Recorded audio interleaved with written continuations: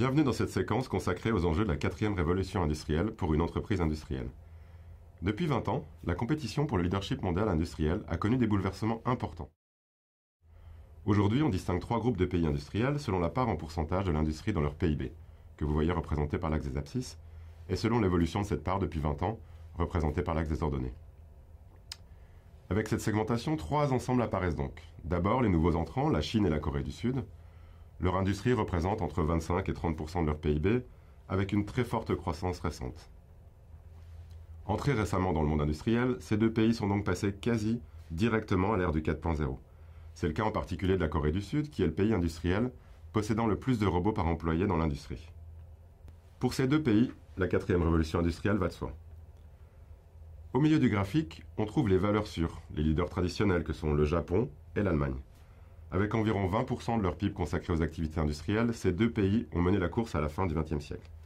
Très robustes sur les secteurs industriels traditionnels des biens de consommation, l'automobile, l'électronique, ils sont aussi leaders sur le marché de la construction de machines et donc leaders naturels des marchés d'offreurs de solutions. Enfin, le 3e groupe, constitué de très nombreux challengers pour qui l'industrie représente entre 10 et 15% du PIB, ces challengers sont souvent d'anciens leaders du monde industriel tels que les États-Unis, le Royaume-Uni, l'Italie et la France. Dans ce groupe, la France apparaît un peu comme une belle endormie. Elle a de très belles forces traditionnelles, des métiers industriels variés, des fleurons mondiaux, des ingénieurs reconnus partout dans le monde, un certain génie scientifique, etc.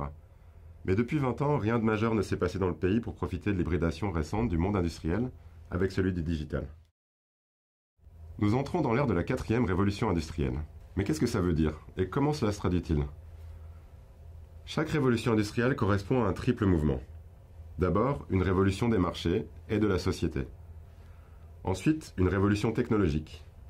Et enfin, une révolution organisationnelle dans les entreprises. Historiquement, la première révolution industrielle est née du besoin d'infrastructures au début du XIXe siècle, avec en parallèle l'émergence de la machine à vapeur, qui a permis de démultiplier la force humaine. En termes d'organisation, c'est le début de la mécanisation. La seconde révolution industrielle émerge en parallèle de la consommation de masse au début du XXe siècle. En termes technologiques, c'est la découverte de l'électricité qui transforme les usines en remplaçant la machine centrale par des lignes de production avec des machines indépendantes. Ce changement permet l'avènement du taylorisme et en particulier la spécialisation des tâches qui induit des gains de productivité très importants. La 3e révolution industrielle correspond au début de la globalisation dans les années 60. En termes technologiques, c'est le début de la robotisation et de l'informatique industrielle. Les entreprises adaptent leur organisation en créant des supply chains globales. Elles adoptent petit à petit les principes du juste à temps et du lean management pour répondre aux besoins de réactivité des consommateurs dans un marché qui est globalisé. La 4e révolution industrielle naît avec l'économie de la fonctionnalité. Le consommateur est de plus en plus en demande de services, de réactivité et de sur-mesure.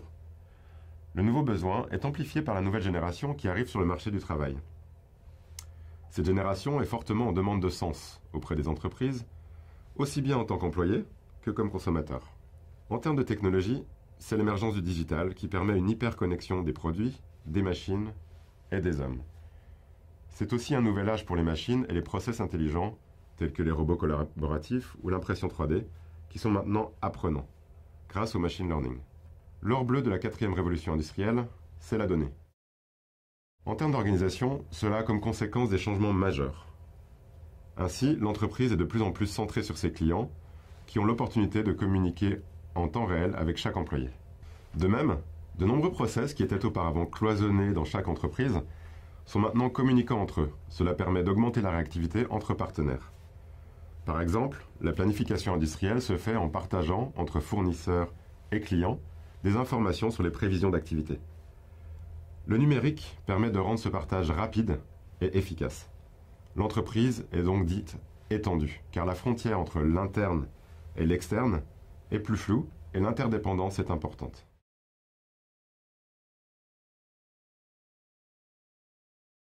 Pour bien répondre au nouveau paradigme de la 4e révolution industrielle, il faut agir simultanément sur 5 dimensions, réunies autour de l'acronyme SMART. Le S du SMART signifie revoir sa stratégie pour profiter de la révolution des marchés et de la société. Cela passe par 2 réflexions. La première réflexion porte sur le modèle d'affaires et sur la chaîne de valeur. Il s'agit d'essayer de se rapprocher du client final, d'obtenir des données et de créer des services associés aux produits manufacturés. La deuxième réflexion à mener porte sur la compétitivité du modèle opérationnel. Il s'agit d'augmenter la réactivité, de customiser au maximum les produits afin de répondre aux besoins de montée en gamme, de sur-mesure et de raccourcissement des délais de livraison. Le T du SMART signifie choisir les bonnes technologies du futur. Parmi les 5 briques qui sont disponibles, à savoir l'Internet des objets, le Big Data, le numérique industriel, les robots et l'impression 3D. Le A signifie adapter son organisation industrielle pour la rendre agile et réactive. Cela passe par une revue des flux physiques et des flux de données pour une adaptation du modèle d'exécution sur le terrain et par une revue du système de management. Le M signifie adapter les compétences des hommes pour apprendre à travailler avec les technologies du futur et assurer par de nouveaux modes de leadership que les valeurs de l'entreprise sont bien retranscrites au quotidien dans les comportements des équipes. Enfin, le R signifie adapter le modèle de développement et de production pour que l'usine du futur soit durable en termes de respect de l'environnement et de son territoire. Cela veut dire travailler sur le process et sur les produits de bout en bout. Cela veut dire aussi s'ouvrir à son écosystème pour créer un cercle vertueux avec une entreprise qui soit à basse consommation et des produits à faible émission carbonée. Pour mieux comprendre le principe du changement systémique, dit SMART, je vous invite à découvrir 2 exemples, le cas de Michelin et le cas d'une PME qui fabrique des détergents industriels.